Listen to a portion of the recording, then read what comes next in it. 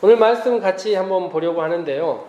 오늘은 사도행전 이야기부터 시작해 보려고 합니다. 우리가 읽은 말씀은 마가복음 말씀인데 사도행전에 다 아는 이야기 하나를 먼저 해보려고 합니다. 사도행전 1장을 이렇게 읽다 보면 예수님과 제자들과 나누었던 이야기가 나와 있습니다. 예수님께서 지상에 계실 때 일종의 마지막 이야기입니다. 예수님께서 이런 이야기를 하셨어요. 예루살렘에서 기다려라. 예루살렘에서 기다리고 있으면 여러분들에게 약속한 성령이 올 것이다. 이렇게 이야기를 해요. 예수님께서는 성령이 올 것이다 라고 이야기를 했는데 제자들은 약간 다른 이야기를 합니다. 제자들 늘 이래요. 제자들은 처음부터 끝까지 시종일관 거의 유사한 이야기를 하는데 어떤 이야기를 하냐면 이스라엘 나라를 원래라고 말하면 다윗 왕조 정도 될 것인데 가장 화려했던 시절과 같이 회복되는 것 혹은 로마의 속박으로부터 압제로부터 자유로워지는 것은 언제입니까? 라고 물어봤어요. 예수님께서는 제자들의 질문에게 뭐라고 얘기하시냐면 때와 시기는 너희가 알 바가 아니다. 계속 다른 이야기를 하고 있죠. 그리고 나서 예수님께서 이런 이야기 하세요. 가장 유명한 이야기인데 너희가 성령을 받으면 예루살렘과 그 다음 어디입니까? 온 유대와 그 다음 사마리아와 땅끝까지 이르러서 나의 증인이 될 것이다. 이렇게 이야기를 합니다. 성령 받으면 이렇게 된다고 이야기를 하신 거예요. 제자들이 정말로 예루살렘에 모여서 기도하기도 하고 예루살렘에 모여 있었어요.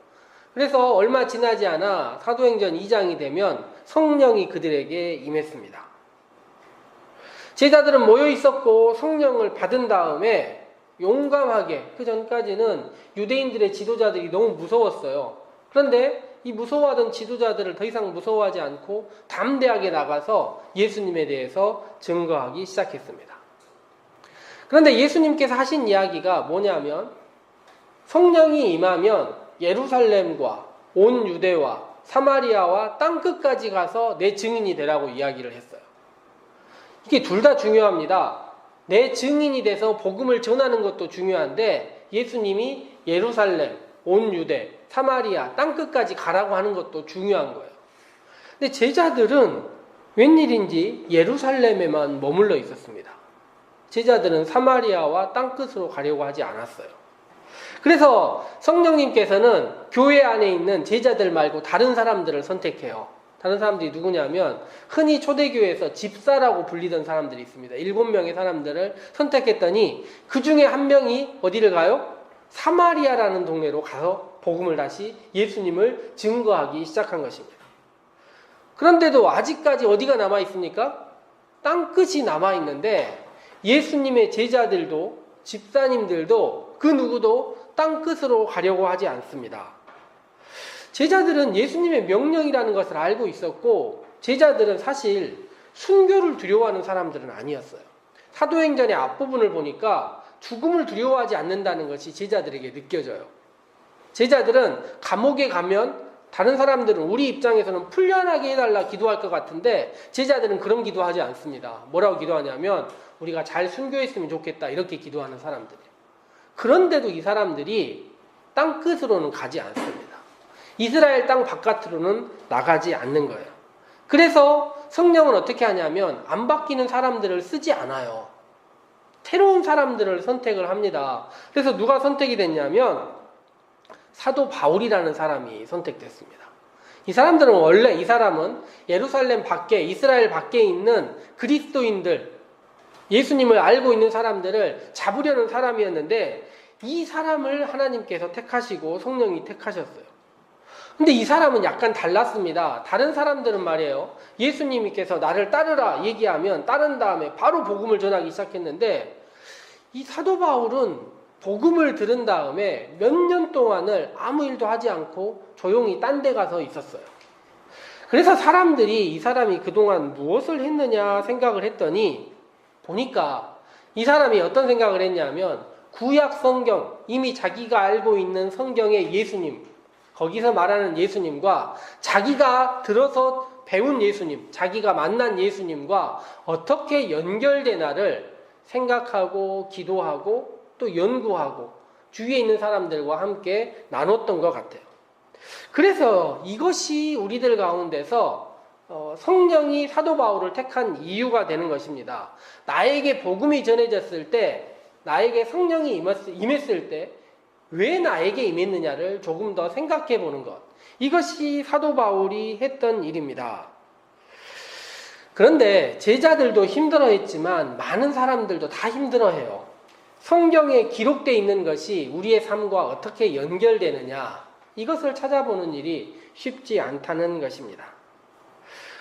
예수님의 이야기로 다시 돌아가서 오늘 우리가 읽은 이야기를 해보자면, 예수님이 예루살렘 혹은 이스라엘 사람들과 함께 했을 때 예수님에 대한 이야기를 들어보면 예수님이 규칙을 좀 잘 따르는 사람이 아니었던 것 같아요.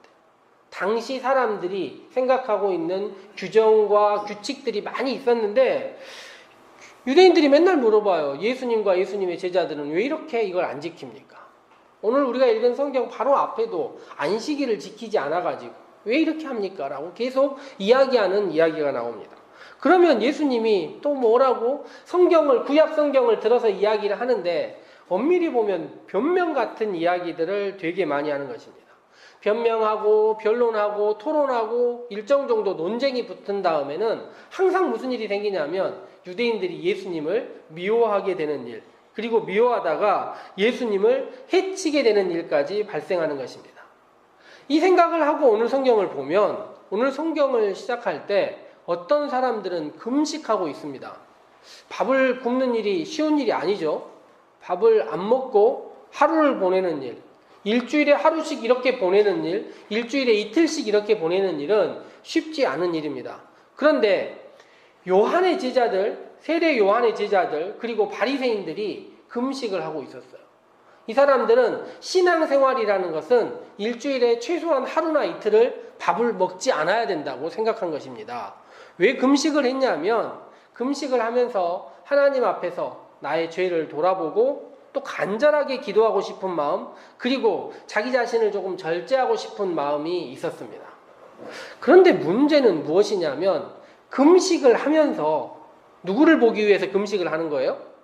자기 자신을 보기 위하여 금식을 하는데, 금식을 하면서 배가 고프고 금식을 하면서 기도하는데 늘 뭘 하냐면 다른 사람들은 금식 하나 하지 않나를 쳐다보고 있는 것입니다.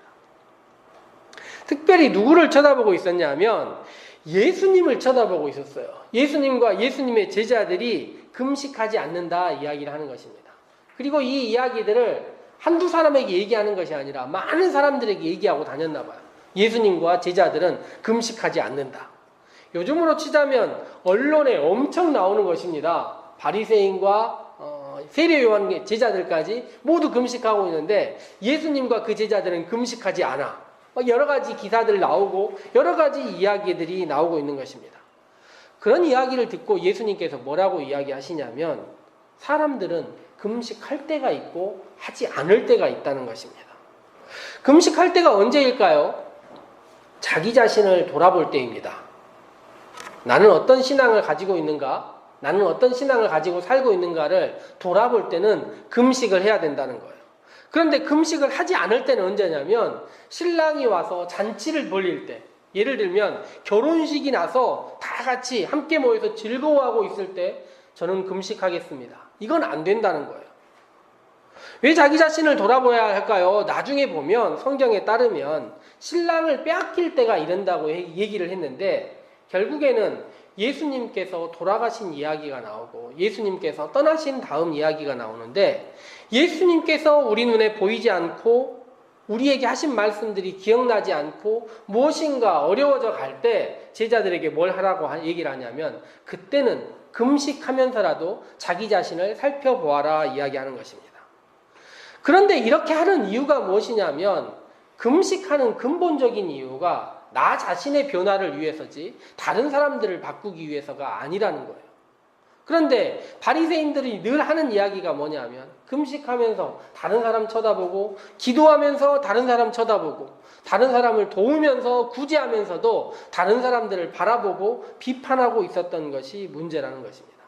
그래서 예수님께서 뭐라고 오늘 성경 말씀에 따르면 이야기하시냐면 새 포도주는 새 가죽 부대에 넣어야 한다 이런 이야기를 하세요. 새 포도주가 무엇일까요? 새 포도주가 무엇이냐면 예수님이 새 포도주라는 거예요. 그런데 우리가 생각할 때 새 포도주가 좋을까요? 오래된 포도주가 좋을까요? 다 그렇게 생각하지 않습니까? 그래서 포도주가 좋고 나쁘고를 따지려면 당연히 오래된 포도주를 예수님께서 이야기를 하셨겠죠. 그런데 예수님께서 오늘 하고 싶은 이야기는 그게 아니에요. 예수님이 새 포도주라는 것은 어떤 말이냐면 포도주를 새로 담아요. 그러면 그 안에서 화학작용이 일어날까요? 안 일어날까요? 일어나지. 변화가 생기는 거예요. 예수님은 새 포도주로서 변화가 생기고 예수님은 무엇인가 바뀌고 새로워지는 무엇인가로 우리 가운데 오셨다는 거예요. 그런데 사람들이 어떻게 하고 있다는 거죠? 옛날 부대에다가 담아둔다는 거예요. 옛날 부대에 담아두면 옛날 부대는 이미 일어난 변화, 구약 성경, 예언자의 시대들, 그 시대에 일어난 변화를 담았던 그 용기에다가 예수님의 말씀을 담으려고 하니 담아져요? 안 담아져요? 담고 있으면 그게 터지고 문제가 발생한다는 거예요. 예수님께서 하시는 이야기가 무엇이냐면 새 포도주를 나를 옛날 틀에 담아두려고 하지 말고 금식이나 구제나 기도나 모든 것들 안에 담아두려고 하지 말고 새로운 마음가짐으로 담아라 이야기를 하시는 것입니다. 처음에 성령을 받았다 이야기를 했는데 성령을 받은 제자들이 어땠냐면 옛날 틀 안에 예수님을 성령을 담아두려고 한 것입니다. 그러니 자기 자신이 바뀌지 않는 거예요. 땅끝이라는 말이 있지만 그곳으로 향하여 절대로 가지 못하는 것입니다. 즉 예수님의 말씀도 소중하지만 예수님의 말씀을 어디다 담느냐도 무척 소중한 거예요. 그래서 예루살렘을 넘어서서 다른 곳을 향하여 갈 수 있는 사람들이 돼야 되는데 그렇지 못한 것입니다. 예수님은 성령을 받으면 다 그렇게 될 것이라고 생각했는데 성령을 받은 제자들도 다 그렇게 하지 못했어요. 왜? 예수님 새 포도주는 그들 가운데 임했는데 그들 포도주를 담을 그릇들이 부대들이 새로워지지 못했기 때문이라는 것입니다. 코로나 때문에요. 우리 사회가 무척 많이 변하고 있습니다. 교회가 변해야 된다는 이야기도 이미 너무 많이 들었어요. 두세 달째 듣다 보니 교회에 변해야 된다는 이야기도 이미 옛날 이야기처럼 느껴지고 있습니다. 그런데 코로나 때문이 아니라 우리의 말씀, 주님께서 주신 말씀과 예수님은 늘 새로웠어야 하는 거예요. 코로나 때문에 교회가 변해야 된다는 이야기를 듣고 있지만 엄밀히 말하자면 예수님은 늘 새로움으로 변화해야 할 것으로 우리에게 찾아오신 분이에요. 그러니 지금 이 시대에 맞춰서 코로나 때문에 우리를 바꿔야 된다고 말하면 다시 그것에 맞춰서 우리는 옛날 가죽부대가 되고 마는 거예요. 그러니 예수님의 말씀을 듣는 우리 모두가 매주 매 순간 말씀에 따라 우리를 바꿔가고 우리를 변화시키려는 노력을 하지 않는다면 지금 코로나에 맞춰서 지금 이 시대에 맞춰서 우리가 바뀔 수는 있지만 조금 지나고 나면 또다시 옛날 부대로 예수님을 담게 된다는 말이죠. 어쩔 수 없이 이 시대에 교회와 우리 모두가 변하는 것이 사실입니다.